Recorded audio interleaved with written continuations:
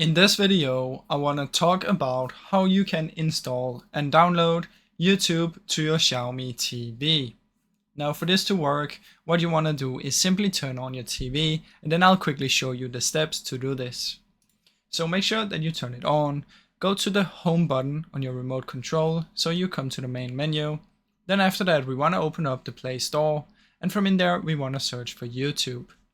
Once you've found YouTube, you simply want to install it.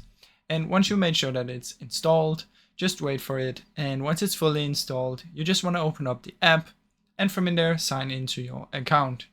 So like I said, on YouTube, it's your Google account. So you can sign into that, or you can just use a guest account.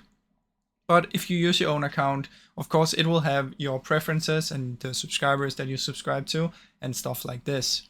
So this is basically how you can do it, guys. It's really easy and really simple, so I really hope you enjoyed this video. If you did, please leave a like and subscribe, as it helps me out a ton.